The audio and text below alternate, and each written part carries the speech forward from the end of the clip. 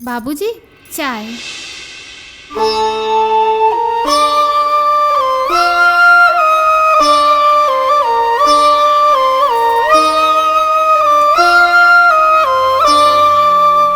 पापा biscuit.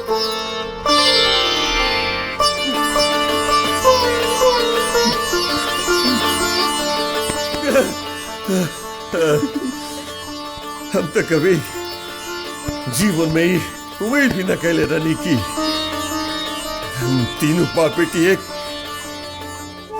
Thank God, thanks. अब तो हमरा अपना पास बुला मिला, कौनो मलाल न हुई जीवन से हमरा। ना बाबूजी, आप आज के बाद हमनी के छोड़ के जाए के बाद कबो मत करी।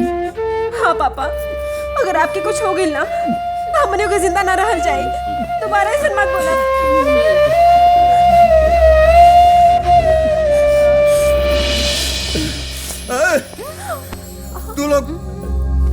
तू लोग के दिमाग खराब है। इतना दिन हो गया, फोन कहने के लिए तू लोग। पता बा तोहनी के बारे में सोच के हमनी के का हालत हो रहल बा। और भाभी कहाँ बाड़ी? उन्हें क्या है साथ में? हाँ जवान, कहाँ बाड़ी बोरिया? हाँ कैसन बाड़ी? चाचा जी, सूरजमती हमनी के छोड़ के चल गई। अरे जीजा, चाचा जी, सूरजमती चल गई। अरे चाचा जी, सूरजमती चल गई हमनी के छोड़ के। चाचा जी, अब ये पहाड़ जैसन जिंदगी कैसे कटी है चाचा जी?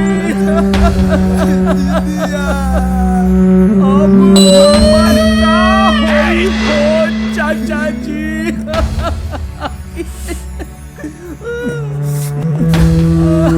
आइयो चाचा जी, आइयो हमार सूरजमती कहाँ गई? जवान देख, जीवन मरण तो एक शाश्वत सत्य होला। जवन दुनिया में आवेला ओकरा एक न एक दिन कोनो न कोनो बहाना जाए के पड़ेला। लेकिन जवन चल जाला ओकरा साथ केहू के जान संभव थोड़े होला। तार उम्रे का बा, जवान बड़ा तू तो दूसर ब्याह कर सकेला भी। हाँ एकदम ऐसे ने बाबूजी, एकदम ऐसा ने। हमार दीदी आखिरी समय में इनका से कॉले रहे, ए जीजा अब तो शादी खातिर आ कर देना।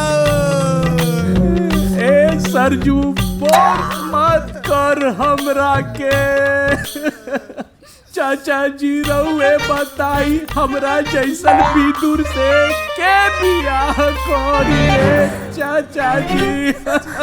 हम करब विवाह।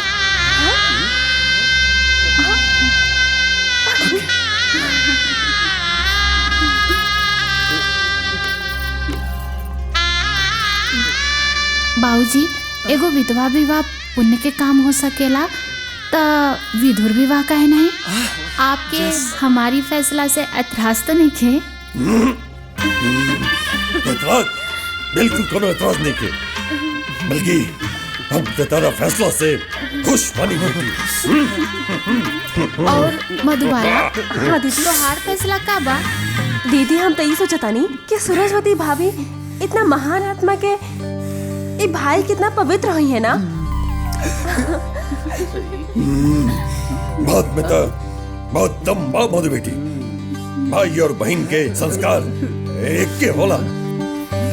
लेकिन ये बात तू काहे कहल चाहता रू? पापा, अगर आपके कोनो एतराज ना होखे तो हम सूरजमती भाभी के ई भाई से बियाह कइल चाहता नहीं। हमरा कोनो एतराज नहीं के। हाँ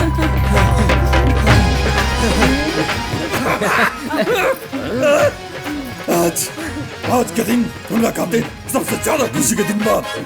एक साथ हमरा झोली में इतना खुशी। My God! Hey, come here. Come here! Come here! Come here! Come here!